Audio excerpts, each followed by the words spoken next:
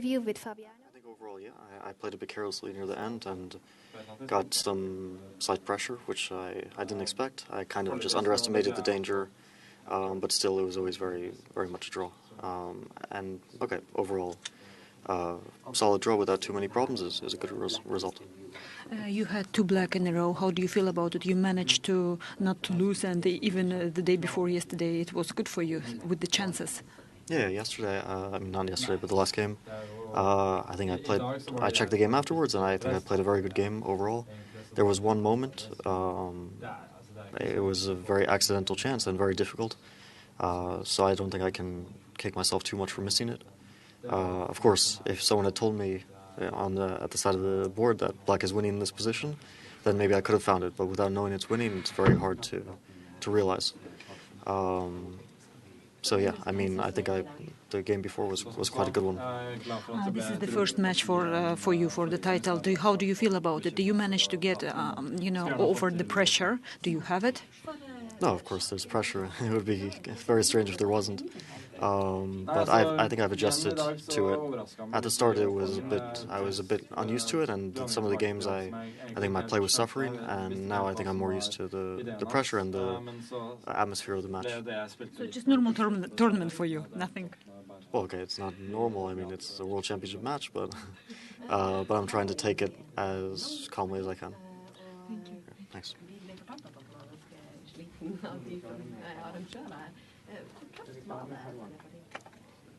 What a calm guy. He's really cool.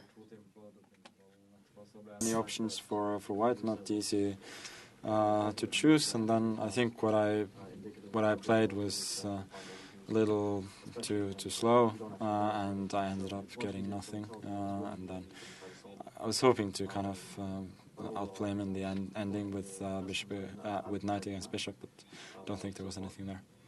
Did you think about rook d1 instead of bishop e2? Was it in your mind? Yeah, for sure. I was considering different moves there, but again, it's hard to judge at this point. You know, it's about the same story that the white is getting not much in this tournament for a while. Yes. Yeah, unfortunately, it was another case of misplayed white, so it's a bit unfortunate, but what can you do? Thank you. Thank you. Queen's Gambit, 40 moves. First of all, I'd like to ask Magnus. Well, just tell me your thoughts on the game, how it developed. I mean, were you perhaps a little surprised by Queen D8? Yeah, I mean, I knew that the move existed. I just didn't expect it. So, I mean, I wasn't too. It wasn't too much of an unpleasant surprise, since I felt like there should be many safe options for white, and perhaps some chances to play for something. But what I did was just way too soft, and then I mean I had one chance to play actively, but I didn't entirely believe in it, and I just decided to. Where was that chance? Where was that one chance? No, I mean knight c to e4 instead of castling. Sort of castling. Okay, here. Knight c. So, I mean, castling is just essentially an admission that the position is equal. So. Yeah.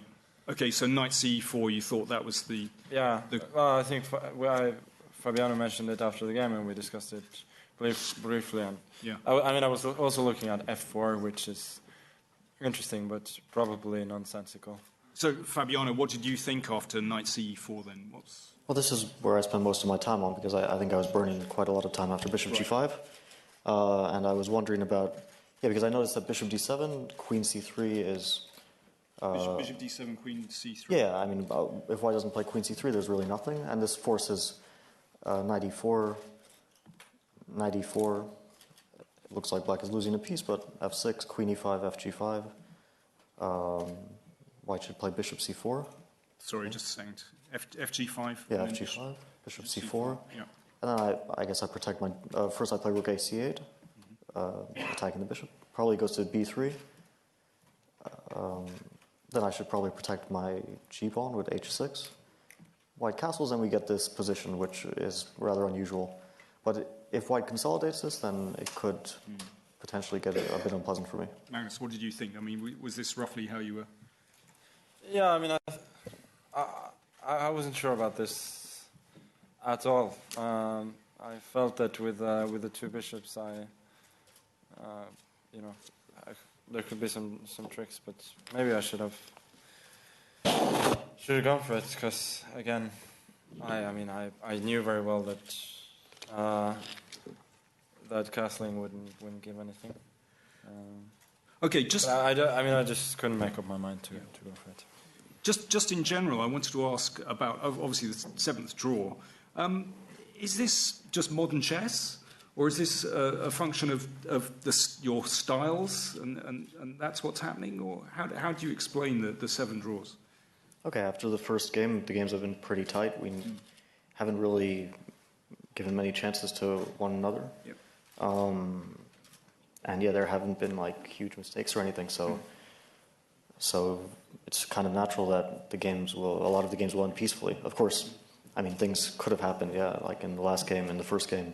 There could have been decisive results, but yeah, not so far. Well, let's throw it open. So questions from journalists, please, and as usual, if you'd like to say who you are and who you're working for, please. Mike. MikeLineChess.com, questions for Magnus Carlsen. Judging by your answer to Danny King's first question, it sounded like you were frustrated more so than in the other games. Would that be an accurate representation of your emotions today? Well, not completely. I mean, after the last game, it kind of felt like, I got away with murder, and in that sense, it's easier to be calm about a draw today.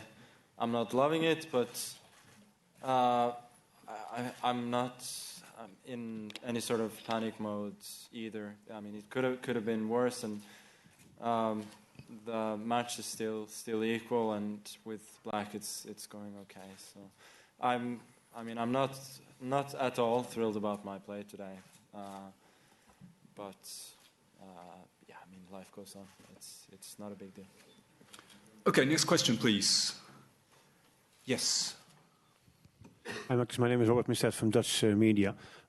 Did you feel that you missed something today, or are you still looking to the Magnus Carlsen? Like you said, my favorite player was the Magnus Carlsen from 3-4 years ago.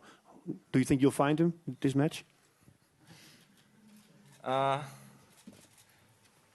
I don't know how to answer that question. To be honest, I just feel.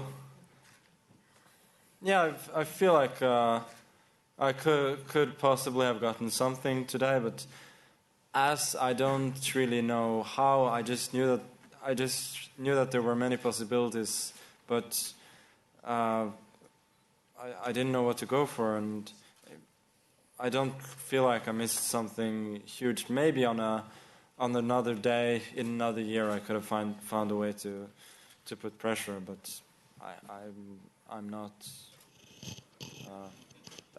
that dissatisfied. Okay, next question, please. Peter. Peter Doggers, chess.com. Question for both players. Since it was rest day, did you actually spend some time looking at the end game from the previous game? And if you did, do you agree with Garry Kasparov's assessment that it was too unhuman to find the maneuver with knight g1, trapping your own bishop?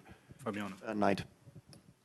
Okay, there's not so much to look at. I mean, I was told that it was winning, and I did think about the position in my head afterwards. I mean, it starts to seem kind of easy once you are told the moves. But yeah, I mean, the main challenge in this position is that I don't know it's winning. If someone tells me that black has a win here, then I can spend all my time and maybe on a good day figure it out, but not knowing that it's winning, I mean, how, and not really understanding the position and thinking that it's a fortress, I really never had a chance of solving this. Magnus, did you take a look at the game? Yeah, briefly, and I think Fabiano, is absolutely right. It's quite a bit about the mindset. If you approach it as an exercise, black to move wins, then it's entirely possible to find it. And the move knight to g1, though it's beautiful, but it has a very clear logic behind it. And if you are actively searching for a win and you know that it's winning, at that point you will find it. That's my opinion. So I don't agree that it's inhuman to find. That's part of an exercise. I think we'd both have a very, very good chance to find it. But with 15 minutes on the clock, after more than 6 hours of play, it's always going to be different, especially since we were both under the impression that I did indeed have a fortress there. Okay, another question, please. Yeah. Jørund from NRK Norway. Question to both. How frustrating is it that the other one's not going to make any mistakes? So, Fabiano. Sorry, what was the question? How frustrating is it that your opponent isn't going to make any mistakes, or that's how it appears? I think it's a provocative question. Well, if none of us make any mistakes for the rest of the match, then I guess the one who picks black and armor again will be very lucky. But I think that there will be plenty of mistakes from both of us. So how frustrating is that your opponent isn't making great mistakes? I mean, I don't think about that. Fabiano is an extremely strong player, so I expect him to play well. And I mean, we both make mistakes, but they're small, and they're usually quite hard to exploit. Okay, next question, please. Yes. Kedar Lele from India.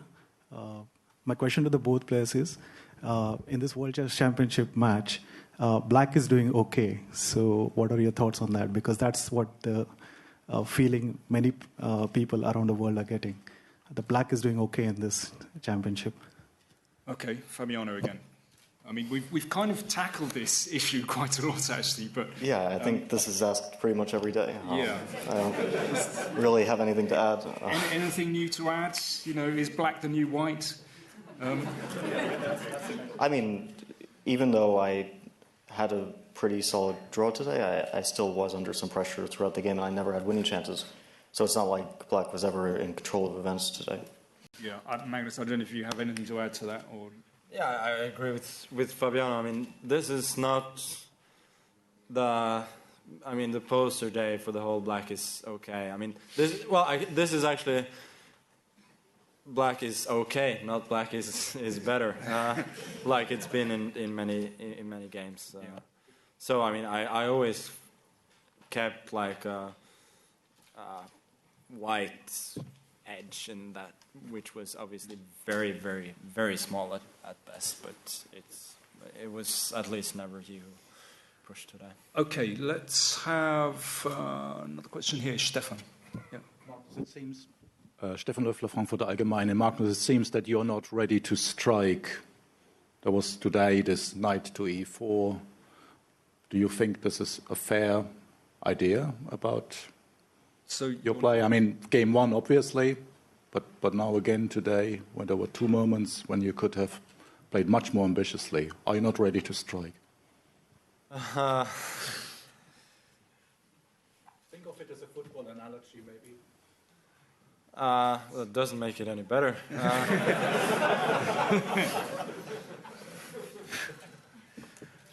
Okay, let's have one final question then. Yeah, one final question. Oh, two bites of the cherry. Okay, off you go.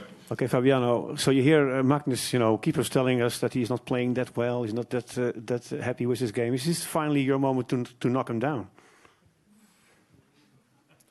I mean, what can I say? If I get a chance, then I'll try to take it. But I'm not thinking about that exactly. I mean, I had some sort of chance in the previous game, and I did my best to make the most of it, but I'm also not going to go crazy or anything. Okay, thanks everyone, and thanks mainly to the players. Thank you very much.